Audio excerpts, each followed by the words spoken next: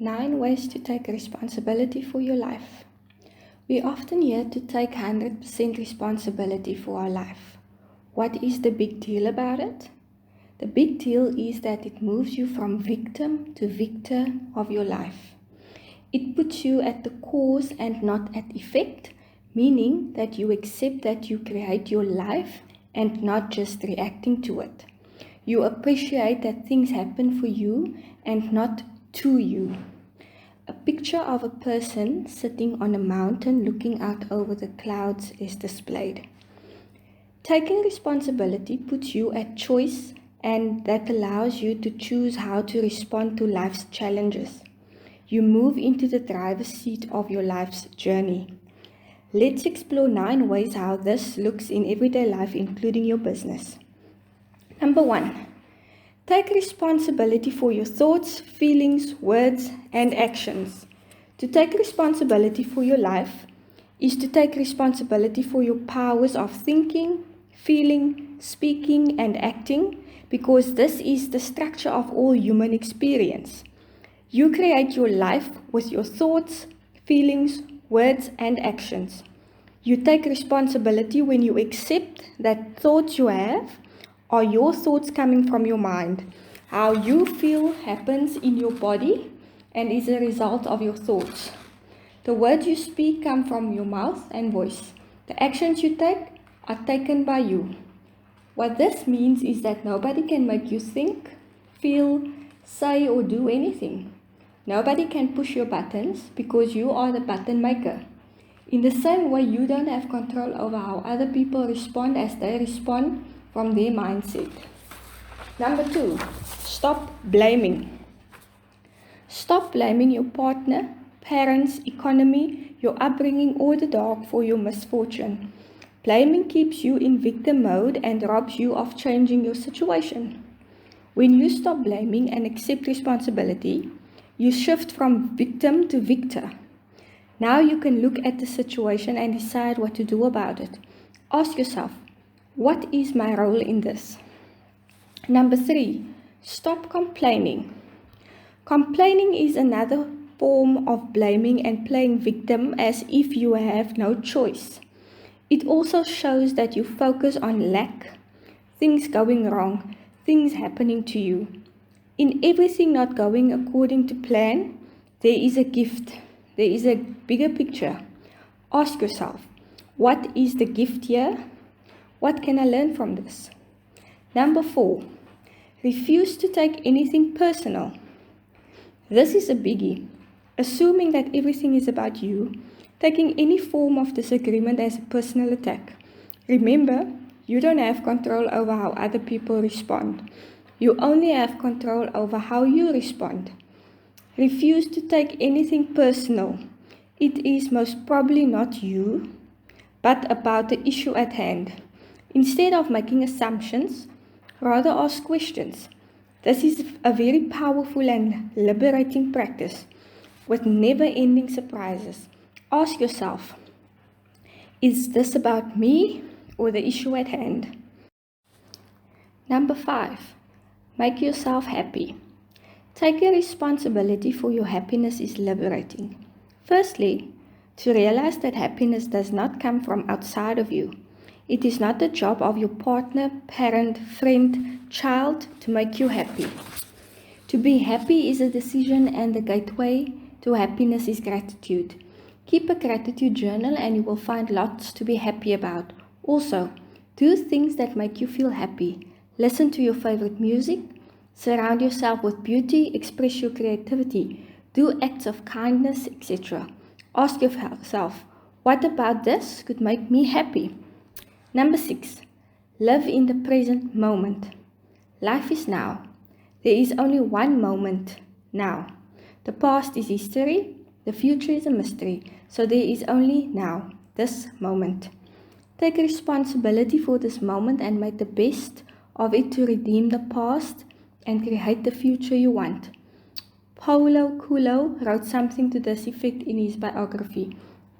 Be the gatekeeper of your thoughts and refuse to have a rerun of the same 60,000 thoughts of yesterday if they do not get you what you want in life. Choose your thoughts carefully in every moment, and when you become present, you have the awareness of what you are thinking and feeling. This then allows you to interrupt thoughts that do not serve you. Deliberately change them in the moment to what you want to create in that moment to shape your future. Ask yourself, am I in the present moment, and what do I want? Number 7, use the power of intention. You have the power to choose. In fact, you are making choices all the time. Tea or coffee, red dress or black dress, hair up or down, yoga, go for a run. Even by not making a choice, you are making a choice. Become intentional in making choices by having a vision in mind. A vision for your life, your business, your relationship, your health, wealth, etc. Living intentionally by deliberately making choices to move you forward toward manifesting your vision or outcomes is consciously taking responsibility for your life. Ask, is saying yes to this moving me towards my goal? Number 8, feel calm and confident. When you take responsibility for your life and experience, you step into a place of calm confidence. You feel calm because you know that you are consciously in charge of yourself and that you can choose how you respond. You feel confident that you will not fall victim by sucking up other people's verbal vomit. They can keep those gifts. Ask yourself, what do I choose to accept from this conversation and how do I choose to respond? Number 9, look for the good in people. There's a saying that we judge ourselves by our intentions and we judge others by their behavior. Make it your new habit to look for the intentions behind people's behavior. So often we understand where someone comes from, we let go of judgment. One excellent practice is to remove the labels we hang on to people like bibs around their necks, and that somehow gives us permission to treat them in the worst possible way. Often, this applies to the people closest to us. Ask yourself, if I just see him, her, as a human being, how will I respond differently? Another effective practice is listening to understand instead of listening to respond. This means to practice asking questions to really understand what the other person means, instead of waiting for a chance to interrupt and voice your important opinion. This allows you to take responsibility, to intentionally have illuminating conversations and fulfilling relationships, because the person that you are talking to will appreciate your attention, like and trust you and support you in return. The 3 Stages of Personal Responsibility, a must-read for changing habits by Robert Harrison. Stage 1. In Stage 1, you are sitting on the side of the road in the passenger seat of your own car. You say to yourself, why is everyone else getting where they want to go? Why am I not moving? What's wrong with me? This always happens to me, etc. Wouldn't that be insane? Yes, it would. But that's exactly what we do when we take no personal responsibility for what we think, feel, and experience about what happens. We enter a stage of helplessness and hopelessness. The only way we'll get anywhere is solely at the mercy of others. Lesson learned. If you don't take 100% responsibility for your life and everything you think, feel, and do, then you can't do anything about it. You can't change it, and at best you'll be a really good victim. And being a really good victim doesn't work. You can tell a person is having a stage 1 moment when they are complaining about how bad life is or how something awful has happened to them. We've all had moments like this in our lives: relationships, career, home life, finances, friends, and family. When we bring this life is happening to me story into these areas of our life, we create fear-based neurosis that prevent us from getting that we want and taking action in that area. We even prevent ourselves from feeling good by creating more stories about how we got that way. Here's what you need to know. It's just a pattern of behavior. It's not you. A pattern of behavior is just something you do, like an outfit you wear. You are no more your patterns of behavior than you are the pants and shirt you are wearing. It's just something you put on like an outfit. So if it's not working, you change it. Stage 2. In stage 2 of personal responsibility, you finally realize you're not going anywhere because you're in the passenger seat of your own car. You figure out that if you want to get anywhere, you'll have to do the driving. That's a good realization. So, reluctantly, you climb into the driver's seat of your own car and begin down the road. But as you do, you start to remember the last time you drove, what happened, and why you swore off driving in the first place. And as you do, you are so distracted you wreck your car. Stage 2 is like driving down the highway, pedal to the metal, while looking out the back window the entire time. All you see is wreckage following you, a car swerving off the road here, a ball of flames over there, and you say to yourself, see, this always happened to me. You then make the assessment about yourself. Every time I take responsibility for my life, every time I go for it, something bad happens. You then decide to immediately pull your car over. If you have any sense, you get out of the driver's seat as soon as possible before you do any more damage. This is what we call a stage 2 moment. Sounds crazy, doesn't it? Yet, this is exactly what we do when we start to try and take action. But you are so stuck in the past, worrying about what didn't work out, what bad stuff happened, that we are dragging the reality into the present by not looking where we are going.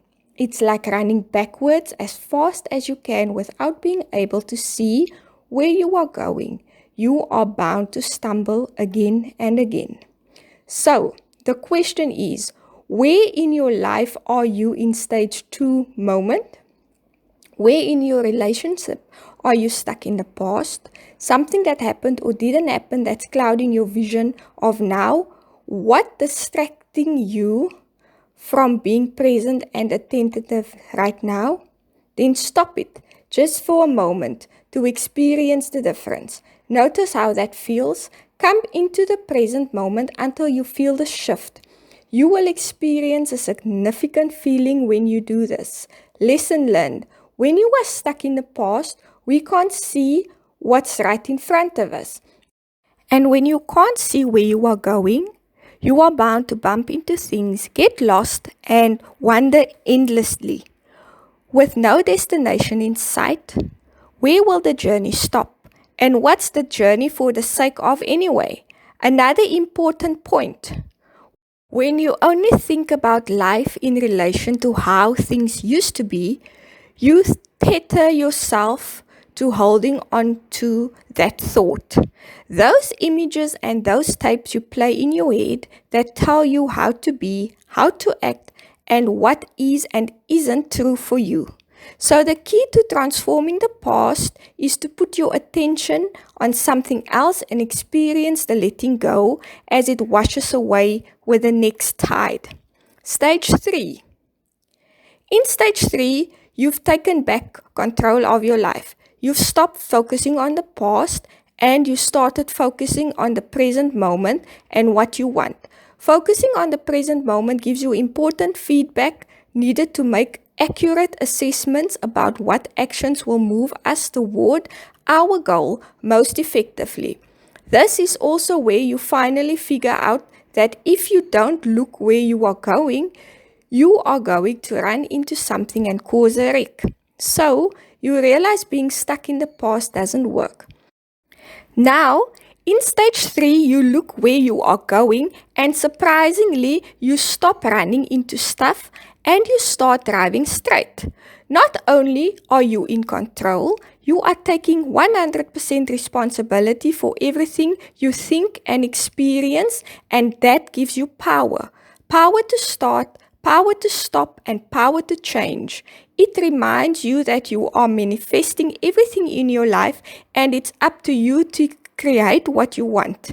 You are not blaming anyone else, any other circumstances, or anything for what is. You welcome what is, and the evidence of that is you are working with what is to transform it by putting attention on each different core area in your life. You will create awareness for what is working and what isn't. That is your starting point. If you want to be successful with any goal, you might be willing to make mistakes, and lots of them. In order to do this, you have to be willing to take responsibility for you and your life. That includes everything that happens to you. Final thoughts. Remember, you can't always control what happens to you, but you can control how you respond to it and what you do next. Source: dinamarie.com